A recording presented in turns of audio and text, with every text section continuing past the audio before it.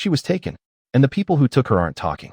That silence is what makes this case so deeply unsettling, and it is exactly what every expert says should not be happening right now. Welcome back to Cold Case History. I am going to walk you through every detail of this case, the footage, the forensics, the suspect behavior, the DNA, and the digital evidence trail. And I am going to do it the way we always do it here, with the facts, with the victims at the center, and with a commitment to asking the hard questions that this investigation demands. If you are new here, subscribe now and hit the notification bell. We cover every update on cases like this one the moment they break. And trust me, this one is not finished breaking yet. Let's begin at the beginning. Nancy Guthrie, the mother of Today Show anchor Savannah Guthrie, has been kidnapped. And what is unfolding around this case is not following any normal pattern. That alone should concern every single person paying attention. Now, the reason this case has drawn so much expert commentary, including from Dr. Phil, goes beyond celebrity connection. Dr. Phil has spent over 4 decades working alongside law enforcement, including the FBI, state agencies, and local departments. He has a background in forensic psychology, which sits at the intersection of human behavior and criminal law. When he speaks about a case like this, it is not tabloid commentary. It is clinical observation grounded in decades of pattern recognition. And what he is observing here is disturbing. Most kidnappings follow a predictable structure. The moment someone is taken, the clock starts. Kidnappers want speed. They want the transaction completed before law enforcement closes in, before someone notices the wrong thing, before their captive finds a way out. Think about what it actually takes to hold another human being against their will. You need a location that nobody can stumble into. You need to disappear from your own life long enough to monitor someone. You need to avoid detection in a neighborhood, a community, a city, where people notice when things feel off. The longer a victim is held, the greater the risk for everyone involved. That is not opinion. That is the operational reality of every kidnapping case on record, which is exactly why kidnappers almost always make contact fast. They want to establish a dialogue, name a price, and get out. It is a transaction. A cold, brutal, dehumanizing transaction, but a transaction nonetheless. The abductors have something the family desperately wants. The family has something the abductors need. In the world of professional negotiation, that structure is actually workable. According to the data Dr. Phil cited, when professional negotiators are involved and a ransom is paid, cases like this are resolved successfully around 97% of the time. The FBI has refined this process to a science. Former FBI lead negotiator Chris Voss, now retired, helped build that framework into what it is today. Drop those professionals out of the equation, and that success rate falls to around 40%. If no ransom is paid at all, it collapses to roughly 11%. The numbers are not guesses. They are decades of documented outcomes. And contrary to what Hollywood sells us, kidnapping is not a high-yield crime. Globally, the average ransom demand sits in the single-digit thousands. This is not how people get rich. It is a desperate, high-risk crime with a narrow window and a very specific playbook. So here is the question that is keeping investigators and experts awake at night. Why are the people who took Nancy Guthrie not following that playbook? There has been no consistent dialogue. No clear ransom demand delivered directly to the family. No established line of communication. Instead, there have been sporadic notes. TMZ, a media outlet, became part of the information chain. That is not how this works when professionals are involved. That is not how this works when someone knows what they are doing. Either these individuals are deeply inexperienced, operating completely outside any established criminal pattern, or something has already gone wrong. And that second possibility is what investigators cannot ignore. It was reported that there was blood at the location where Nancy was taken. That detail changes the nature of this case significantly. The highest risk moment in any abduction is the abduction itself. That is when things get chaotic. That is when a victim tries to resist, when a plan falls apart, when injuries happen.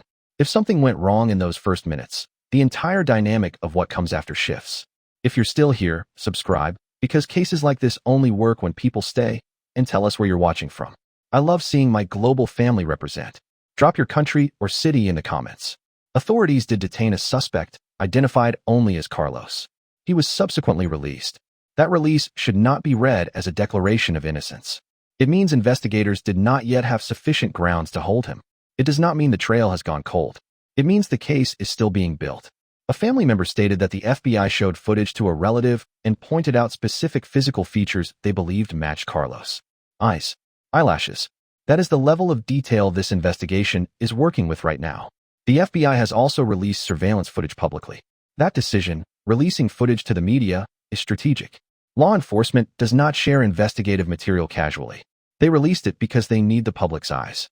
And the Guthrie family has made the deliberate choice to engage the media fully, something Dr. Phil says is exactly the right call given the circumstances. When the people who took your loved one refuse to establish contact, the only channel available is a public one. Savannah Guthrie and her family have essentially broadcast a message through every screen they can access. We are willing to pay. We are not threatening you. We are not hunting you. We just want her back. Tell us what to do. That restraint, that measured public appeal instead of rage, is not weakness. It is strategy, and it is the correct strategy. But here is the part that cuts deepest. The people who took Nancy Guthrie are not living in some unreachable void. They have lives. They have connections. Someone in their orbit knows something. Someone has seen something that did not add up. Someone has heard something they have been sitting with. Dr. Phil's closing message on this was direct and unambiguous. This case can be resolved with a single phone call from the right person. One call. If you are that person, if you are watching this and something you know connects to what you have just heard, you have a decision to make. Do the right thing. Now here is what else Dr. Phil addressed that is not getting enough attention. The psychological weight being carried by the people on the outside of this, particularly Savannah Guthrie. Because what happens to a person when they are forced to perform publicly while privately in freefall is its own kind of trauma. Dr. Phil explained that when someone is under prolonged, acute stress, the body runs on adrenaline first. They function. They appear composed. They handle what has to be handled. But adrenaline is not sustainable. When it fades, the full weight of the emotional reality hits. And that moment is a crossroads. He talked about how public figures carry a specific burden that private individuals do not. When the world knows you as composed, as strong, as capable, you can begin to feel imprisoned by that image. There is no space to fall apart. There is no permission to not have answers. And that pressure, the expectation of consistent strength from someone who is quietly breaking, can intensify the internal damage in ways that are invisible until they are not. He referenced the psychological concept of emotional compartmentalization, the separation of personal grief from public responsibility. Short-term, it is a survival tool. Long-term, without processing, without honest conversation, without safe spaces to be human, it accumulates. It becomes exhaustion. It becomes numbness. It becomes quiet withdrawal that can look, from the outside, like strength. Dr. Phil made clear that resilience is not the absence of breaking. It is the choice to keep going, and then to eventually process what breaking felt like. Unexpressed pain does not dissolve. It stores itself and shows up later in ways that are harder to recognize and harder to address. The warning signs are subtle at first. Less openness, less energy, smaller world, fewer connections. And the danger is that those signs are easy to miss in someone who has built a life around showing up. His message, ultimately, was this. Whether you are navigating a crisis at the scale of a public kidnapping or an invisible private grief, the path through it requires the same things. Awareness, community, honesty, permission to not be fine, and small daily decisions that keep you connected rather than isolated. Those micro decisions accumulate into character. Choose connection long enough, and it becomes who you are. Choose withdrawal long enough, and the same is true. This case is not over. The investigation is active. The family is still waiting.